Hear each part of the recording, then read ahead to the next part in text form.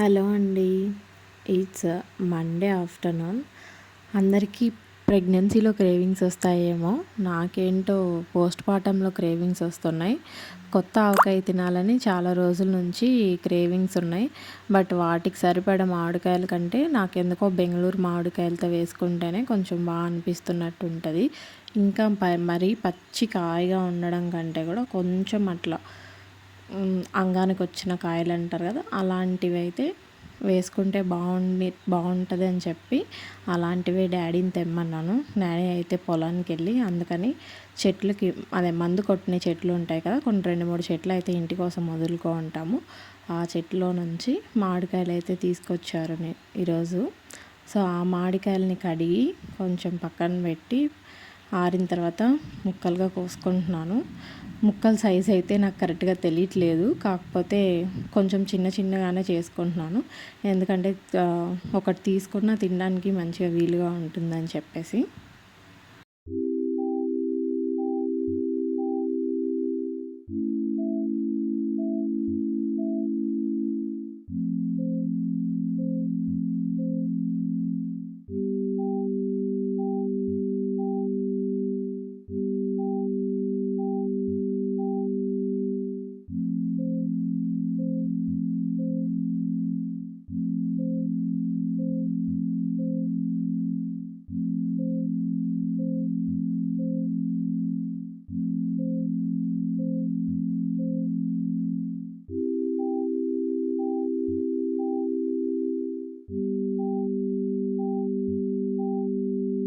ఇంకా మధ్యలో అమ్మ అయితే టీ తెచ్చిచ్చారు కొంచెం.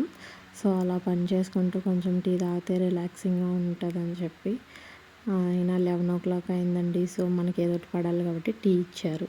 ఇంకా కోసి పెట్టుకున్న ముక్కలను అయితే తడి లేకుండా ఇంకొక కాటన్ బట్ట తీసుకొని మంచిగా తుడిచేసుకుంటున్నాను. ఎందుకంటే మామిడికాయ ముక్కలకి తడి ఉన్నా లేకపోతే ఎక్కడైనా తడి తగిలినా పచ్చడి చెడిపోయే అవకాశం ఉంటుంది. నేనేమో ఎక్కువ క్వాంటిటీను చేయట్లేదు, అండ్ ప్లస్ ఎక్కువ రోజులు నిల్వ ఉంచుకునేలాగా చేయట్లేదు, తక్కువ రోజులకి. ఎందుకంటే మా ఇంట్లో ఊరగాయలు అవి తినకూడదు, అంటే పేరెంట్స్కి డయాబెటిక్ అట్లా ఉంది కాబట్టి. సో ఇలా అయితే తుడిచిపెట్టేసుకున్నాను మామిడికాయ ముక్కల్ని. ఇంకా మామిడికాయ ముక్కల్లో వేసుకోవడానికి మిరప్పొడి, అదే కారం అండి. కారం కూడా మనకు కావాలి కదా. ఇక్కడ ఒక స్పెషాలిటీ అయితే ఉందండి ఈ కారంలో. ఈ మిరపకాయలు మేమే ఇక్కడ పక్కన కొంచెం స్థలం ఉంది, సో అక్కడ మట్టి తోయించుకొని అందులో మన ఇంట్లో ఉన్న నాటు మిరపకాయలు గింజలు వేసి పండించి తీసుకున్న మిరపకాయలండి. సో ఏ మందులు అయితే కొట్టలేదు, ఎరువులు కూడా వేయలేదు, ఆర్గానిక్ ఎరువులు వేసాము. ఆర్గానిక్ ఎరువులు అంటే అదే ఆవు పేడ ఇంకా అట్లాంటివి తీసుకొని వచ్చి, అదే ఇంట్లో పండ్లు లేకపోతే వెజిటబుల్స్ అవి చెడిపోయినవి ఉంటాయి కదా, అవి వేసి కంపోస్ట్ లాగా వేసి పండించి ఎండబెట్టుకున్నాను. ఆ చెట్లు అవి కూడా నేను ఒకరోజు చూపిస్తాను మీకు. ఎక్కడ మిరప చెట్లు నాటామో దాన్ని ఎలా చేసామో అన్నది కూడా చూపిస్తాను ఇంకో రోజు వీడియోలో. సో ఆ మిరపకాయలు అయితే అమ్మ ఎండబెట్టి పెట్టారు నిన్న. సో దాన్ని తీసుకొచ్చి ఫ్రెష్గా గ్రైండ్ చేసి వేసుకున్నామంటే బాగుంటుంది అని చెప్పి నేను తీసుకొని వచ్చి గ్రైండ్ చేసుకుంటున్నానండి.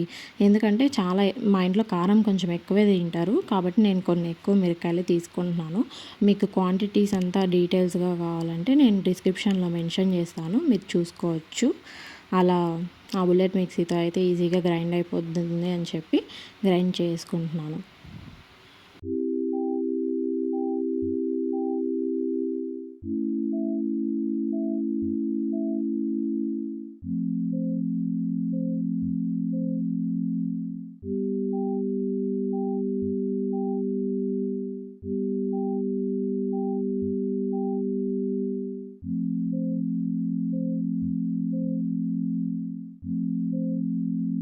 ఆవపిండి కోసం మెంతిపిండి కోసం ఫ్రెష్గా నేనే ఇక్కడ గ్రైండ్ చేసుకుంటున్నానండి. ఇవైతే ఆర్గానిక్ అయితే కాదు, నేను షాప్లోనే తెచ్చుకున్నాను. మెంతులు ఆవాలు, సో అవి గ్రైండ్ చేసి ఇక్కడ కావాల్సిన పదార్థాలు అయితే తీసుకొచ్చి పెట్టుకున్నాను. కొంచెం ఉప్పు, మెంతి పొడి, ఆవు పొడి, మిరప్పొడి, వెల్లుల్లిపాయలు కొన్ని, మంచి నూనె కూడా నేను మా అత్తగారు వాళ్ళు పండించారండి. దాన్ని తీసుకొని వచ్చి డాడీ దగ్గర ఇచ్చి పంపించి ఫ్రెష్గా గాని అడిగించుకొని తెచ్చుకున్నాము. ఇంటికి కూడా అదే మోస్ట్లీ వాడుకుంటాము మంచి నూనె. ఎందుకంటే కొలెస్ట్రాల్ లేకుండా ఉంటుంది, ఉన్నా కొంచెం తక్కువ లెవెల్లో ఉంటుంది, మనం ఫ్రెష్గా పండించి మనం ఆడించుకుంటున్నాం కాబట్టి. సో ఇక్కడైతే ఇంట్లో ఒక మట్టి పాత్ర ఉంటుంది కదా, అది మీరు మీ సైడ్ ఏమంటారో తెలియదు కానీ ఇది మట్టి బాణాలు అదే కుండలు చేసే వాళ్ళ దగ్గర నుంచి తీసుకొని వచ్చింది. అందులో వేసి మామిడికాయ ముక్కల్ని వేసి కొంచెం మంచి నూనె వేసి తడిపానండి. ముక్కలకి బాగా ఉప్పు పసుపు కారం అవి పండుతుందని చెప్పి. సో కొంచెం అయితే పసుపు అయితే యాడ్ చేసుకున్నాను. పసుపు అనేది యాంటీబయాటిక్ కదండి, అన్నిట్లో వేసుకుంటే మనకి మంచిదే. కాకపోతే ఏదైనా కూడా లిమిట్లో వాడుకుంటే హెల్తీగా ఉంటాము. సో మామిడికాయల ముక్కలు కొంచెం పట్టిన తర్వాత కొంచెం అన్నీ మనం ఏదైతే వేయించుకుంటామో ఫస్ట్ కారం అయితే వేస్తాను. మనకి ఎంత కావాలో అంటే మీకు ఎంత కావాలో ఆ క్వాంటిటీ చూసి వేసుకోండి. మా ఇంట్లో అయితే కారం ఎక్కువే తింటారు కాబట్టి నేను కొంచెం ఎక్కువ వేసుకుంటున్నాను. ఆ తర్వాత ఆవపిండి కొంచెం వేసుకున్నాను. ఆవపిండి అంటే ఆవాల్ని గ్రైండ్ చేసి పెట్టుకున్నాను పక్కన. అదేవిధంగా మెంతులతో పాటు నేను కొంచెం ఇంగువ కూడా వేసుకున్నాను. కొంచెం ఫ్లేవర్ ఇస్తుంది, స్మెల్ బాగా హైలైట్ చేస్తుంది అని చెప్పేసి, ఇంకా ఆరోగ్యానికి కూడా మంచిది కాబట్టి. ఉప్పు తగినంత, మీకు ఎంత సరిపోతుందో అంత ఉప్పు. కొందరు ఊరగాయలలో ఉప్పు ఎక్కువ వాడుకుంటూ ఉంటారు, కాకపోతే మీకు ఎంత సరిపోతుందో అంత వేసుకుంటే మంచిది. ఉప్పు కారాలు ఈ మధ్య తగ్గించుకోమని డాక్టర్స్ అయితే చెప్తున్నారు. నేను ఆ లిమిట్లోనే వేస్తున్నాను. సో మీరు చూసుకొని మీకు ఎంత సరిపోతుందో అంత వేసుకోవడానికి ట్రై చేయండి. ఇలా కలుపుతూ ఉంటేనే ఆ అరోమాకి నోరు ఊరిపోతుందండి నాకైతే, ఎప్పుడెప్పుడు తిందామా అన్నట్లు. సో అలా మామిడికాయ ముక్కలకి బాగా మిక్స్ చేసి కలిపి పట్టిస్తున్నాను. ఈ మధ్యలో మీకు డౌట్ రావచ్చేమో, మీరు చేతులు పరిశుభ్రంగా కడుక్కున్నారా లేదా అని చెప్పి. నేనైతే చేతులు బాగా వాష్ చేసి తడి లేకుండా బట్టతో తుడుచుకొని ఆ తర్వాత వచ్చి చేస్తున్నాను. ఎందుకంటే ఎక్కడ తడి తగిలినా పచ్చడికి అయితే మరకబడే అవకాశం ఉంది. పచ్చడికి మరక అంటే అది చెడిపోయే అవకాశం అయితే ఉందని చెప్తున్నాను. ఇంకొంచెం నూనె వేసి బాగా కలుపుతున్నానండి. చూడండి, నూనె కొంచెం ఎక్కువే పడుతుంది. సో మనం తగినంత నూనె తెచ్చిపెట్టుకుంటే మంచిది. నేనైతే నువ్వుల నూనె వాడుతున్నాను. ఇంకా కొబ్బరి నూనె వాడేవాళ్ళు ఉన్నారు, అంటే కలిపడిగా కొబ్బరి నూనె, మంచి నూనె, శనగ నూనె ఏది కావాలో అది వాడుకునే వాళ్ళు ఉన్నారండి. వాళ్ళ వాడుకలో వాళ్ళు ఏదైతే వాడుకుంటారో ఆ నూనె వేసి మీరు ఇలా కలుపుకోవచ్చండి మామిడికాయ ముక్కలకి. నాకైతే ఇంకా నూనె సరిపోలేదు అనిపించింది. సో ఇంకొంచెం నూనె వేయించుకుంటున్నాను, వేసుకొని బాగా కలుపుకుంటున్నాను.